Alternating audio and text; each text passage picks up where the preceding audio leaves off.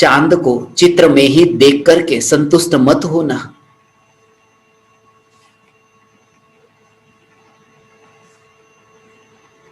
जितनी जितनी तुम्हारी प्रतिकूलता समझते हो, उन प्रतिकूलताओं में भी यदि तुम्हें जागृति रहे, मुनि धर्म अंगीकार सरलता से हो जाएगा। जागृति जो है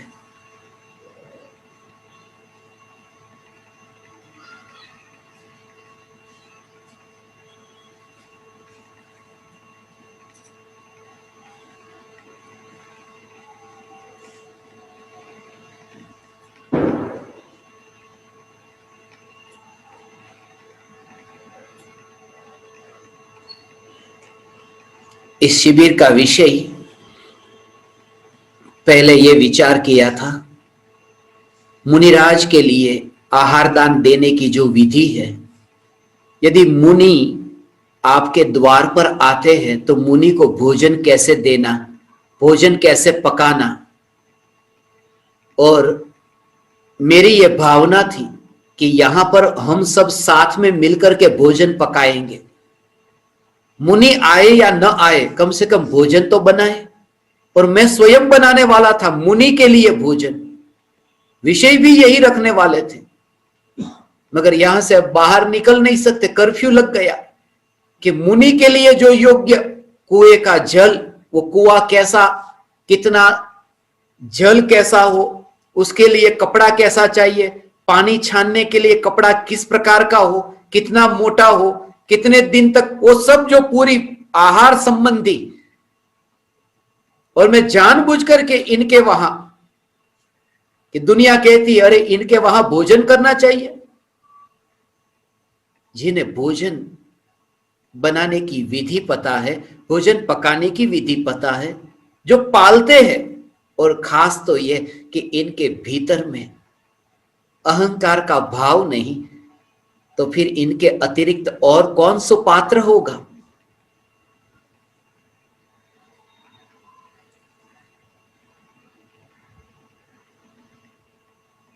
लोग कहते हैं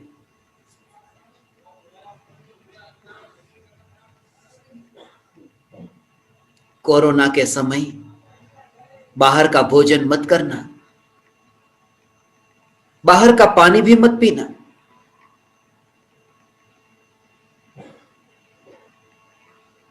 मगर यदि तुम यहां आओ, बाहर में देखोगे तो तुम्हें खाने पीने का मन न होगा, मगर भक्ति के भाव को देखोगे तो मुनि के योग्य आहार देने की पात्रता वाले दिखेंगे।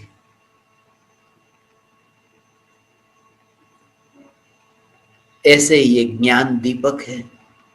हे ज्ञान दीपक, तुम्हारे में भी ऐसी दशा प्रकट हो,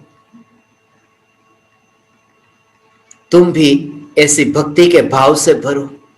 कृपालु देव के प्रति हम साथ में रहेंगे, इसलिए तो मैंने इन्हें यह नहीं कहा था कि आप मेरे लिए आहार तैयार करना।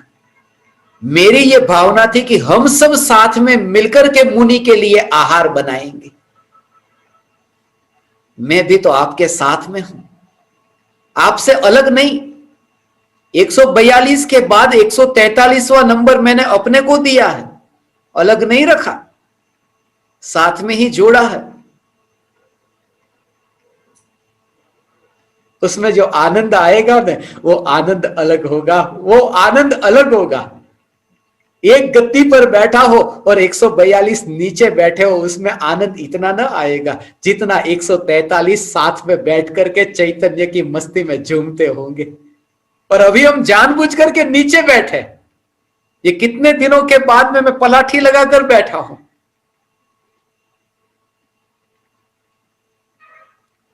ये पहली शिविर है जिस शिविर में पलाठी लगाकर शिविर में सत्संग हुआ हो।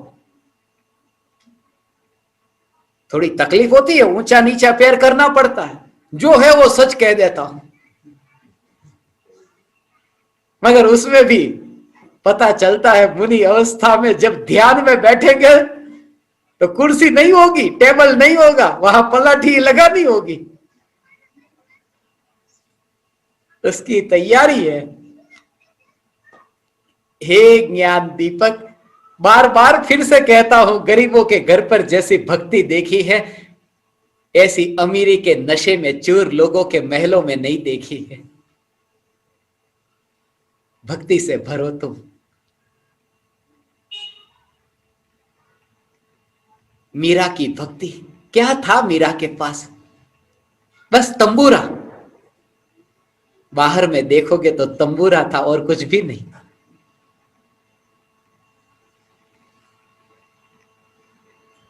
मगर भीतर में देखो, श्याम पिया मोरे रंग दे चुनरिया, लाल ना रंगाऊ मैं हरी ना रंगाऊ, अपने ही रंग में रंग दे चुनरिया, श्याम रंग में रंग दे चुनरिया।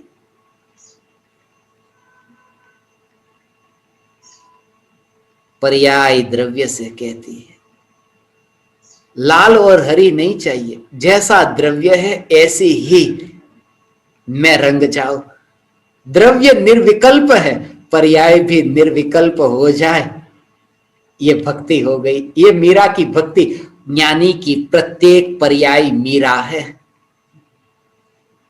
जो पर्याय आत्म द्रव्य में मस्त होती है, लीन होती है।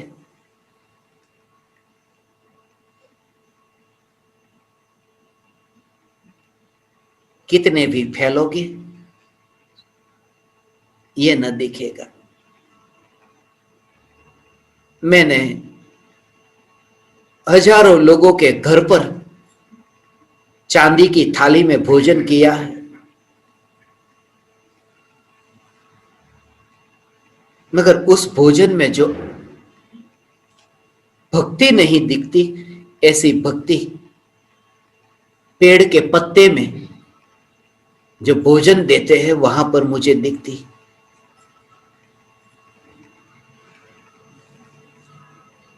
ज्ञान मार्ग और भक्ति मार्ग।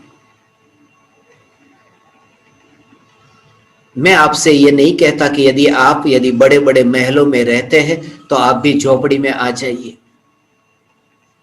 मैं सिर्फ इतना कहता हूं कि महल को बीच में मत लाना, धन को बीच में मत लाना।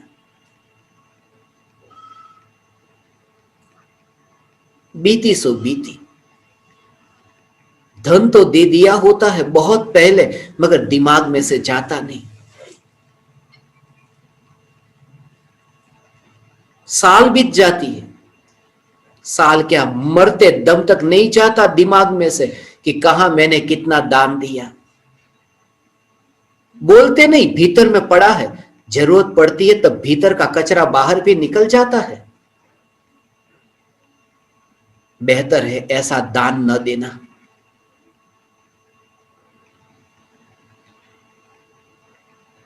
इनके पास कुछ भी नहीं। अच्छा है, अच्छा है। मुझे घटना अविस्मरण में आई। एक जगह ऐसा ही हुआ था। बहुत बड़ा मकान बन रहा था।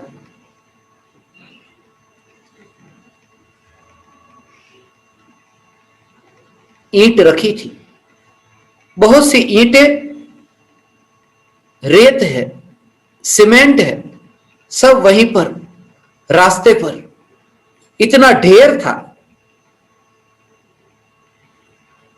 और वहां मैंने एक छोटे से बच्चे को देखा।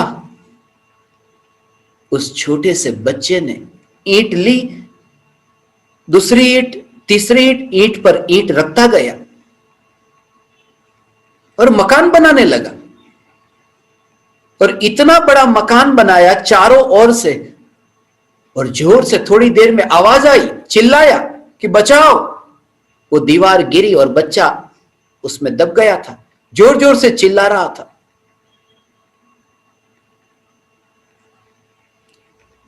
किसे तुम दोष देते हो? सबने यही कहा, तुझे यह करने की जरूरत क्या थी? बच्चा खुद ही अपने ही हाथों से दीवार बनाता है और खुद ही फिर दबता है और मरता है। ये और कोई जिम्मेदार नहीं। हमने भी बड़े बड़े महल बनाए ने, ये हमारी बनाई हुई दीवार है जिसके बोझ से हम दब रहे हैं। और बाहर की दीवार नहीं, ये भीतर की अहंकार की दीवार के निर्माता भी हम हैं। बहुत बार तुम्हें ये भाव आया ना, देरासर में, मंदिर में, उपाश्रय में दान देकर के, मेरी ओर से ये दीवार, ये भवन का निर्माण मेरी ओर से। कभी तुम्हें यह विचार आया ये अहंकार की दीवार खड़ी करने वाला मैं ही हूं, मेरी ओर से? विचार भी नहीं आता कि ये दीवार है अहंकार की, जो सूर्य की रोशनी मुझ तक पहुंचती, असु का प्रकाश जो मुझ तक पहुंचता है, ये अहंकार की दीवार के कारण ही पहुंचने से वंचित रहता है।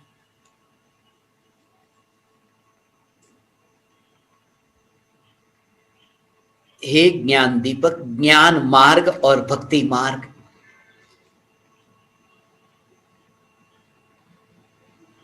बुद्धि से पार बुद्ध की अनुभूति तुम्हें हो, शब्दों से पार होना। शब्द तो सिखाने वाले बहुत मिले हैं आज तक। शेक्सपियर हुए, कालिदास हुए, भवभूति, उनके भी गुरु, उन्होंने बहुत सिखाया था उन्हें।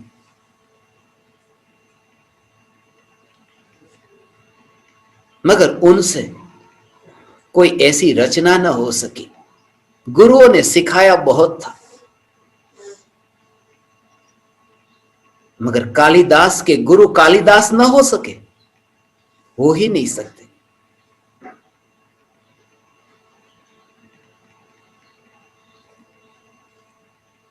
शब्द सिखाने वाले बहुत मिलेंगे, यही तो कारण है परम कृपालु देव पूज्य गुरुदेव श्री कांजी स्वामी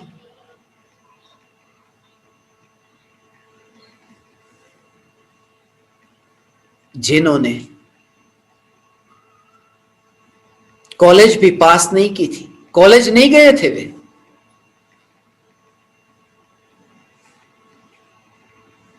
मगर भीतर में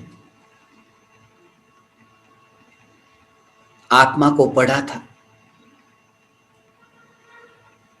ज्ञान ही भक्ति है, भक्ति ही ज्ञान है, पढ़ना ही पढ़ना है, अलग अलग नहीं है। किसी ने किसी के लिए, किसी ने किसी के लिए यह शब्द का प्रयोग किया, पढ़ना ही पढ़ना है। हम जब पुस्तक को पढ़ते हैं, ज्ञान को प्राप्त करते हैं, पुस्तक को पढ़ते हैं तो कहते हैं मैं पुस्तक पढ़ रहा हूं, यह ज्ञान का मार्ग है। और मुस्लिम क्या कहते हैं? मुस्लिम यह कहते हैं मैं नमाज पढ़ता हूं, उसमें भी पढ़ना तो है, मगर वहां भक्ति के लिए पढ़ना कहा। कोई ज्ञान के लिए पढ़ना कहते हैं, कोई भक्ति के लिए पढ़ना कहते हैं। बात तो पढ़ने की ही है। और ज्ञानी कहते हैं दोनों से पार, आत्मा को पढ़ना, पुस्तक को भी नहीं, नमाज को भी नहीं, चैतन्य को पढ़ना। बस ये पढ़ना जहां हुआ वहां ज्ञान मार्ग और भक्ति मार्ग समझ लिया। परम कृपालु देव जिन्होंने ये स्वरूप, चैतन्य स्वरूप समझाया, शुष्क ज्ञानी और क्रिया जड़, इन दोनों को समझाया। शुष्क ज्ञानी मत होना। वास्तव में तो शुष्क ज्ञानी होता ही नहीं है। ज्ञानी कोई शुष्क होता है? सूखा सूखा होता है, वहां तो रस पीता है। शुष्क ज्ञानी होता ही नहीं। ये तो भ्रम है किसी का कि मैं ज्ञानी हो गया हूं, इसलिए वो शुष्क ज्ञानी का, बिना भक्ति के ज्ञानी को शुष्क ज्ञानी कहा। इसलिए पूज्य गुरुदेव श्री कांजी स्वामी भक्ति करते थे। उनकी भक्ति देखो। भक्ति नहीं करते तो श्रवण बेलगोला समेत शिखर की यात्रा के लिए क्यों जाते? दर्शन करने जाते, भक्ति करने जाते। कुछ लोग कहते हैं कृपालु देव ने भक्ति का मार्ग चुना, गुरुदेव ने ज्ञान का मार्ग चुना।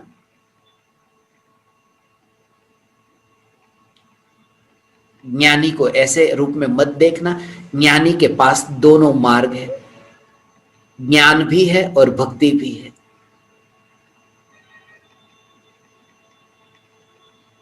हे ज्ञान दीपक, यहां मालपुर वासी ज्ञान दीपक परिवार की ओर से इस अपूर्व अद्भुत शिविर का आयोजन हुआ है और मैं आप सभी ज्ञान दीपकों की सरलता को प्रणाम करता हूं, क्योंकि ये सुनने के लिए भी सरलता चाहिए। आपकी तारीफ नहीं हो रही और किसी और की तारीफ हो रही है, और ये सुनने के लिए भी सरलता चाहिए कि सद्गुण मुझे कहीं से भी प्राप्त होता हो, सीखने को मिलता हो तो मैं प्राप्त करूं। हो रहा है अभी सत्संग, मगर इन्हें जल्दी है भोजन कराने की। ये भक्ति मार्ग, ज्ञान मार्ग में भी भक्ति मार्ग बीच में लाते, इशारे चालू हो गए, भोजन भोजन।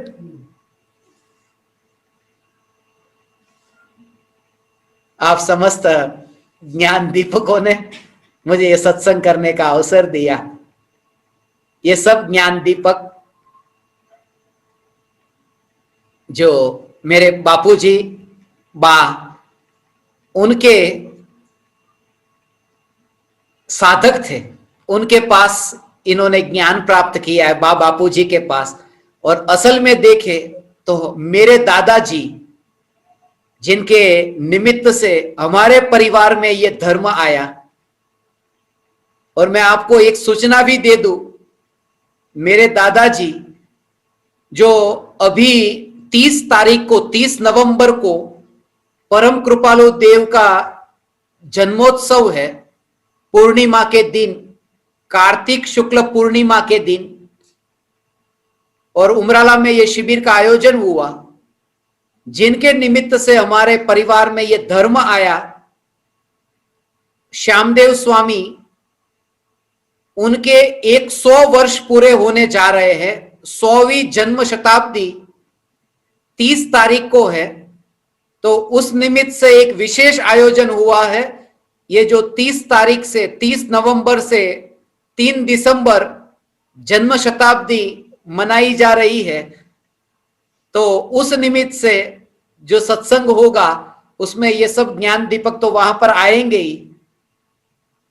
उन्होंने कह दिया कि भाई ये कोरोना है, कोरोना में तबीयत बिगड़ सकती है, तो 4 हाथ की दूरी बना करके बैठना पड़ेगा। तो उनका यह कहना है कि 4 हाथ की दूरी अब तक बहुत बनाकर रखी है, अब तो 4 इंच की दूरी भी बनानी नहीं है। अब तो पर्याय द्रव्य में ऐसे अभेद हो कि थोड़ी भी दूरी न रहे, फिर जो होना है सो हो जाए। कोरोना नहीं होगा, कोरोना जिस शरीर में होता है वो शरीर ही नहीं रहेगा, सिद्ध अवस्था की प्राप्ति होगी। पुनः पुनः आप परमात्माओं को प्रणाम करता हूं, मेरे प्रणाम स्वीकार करें।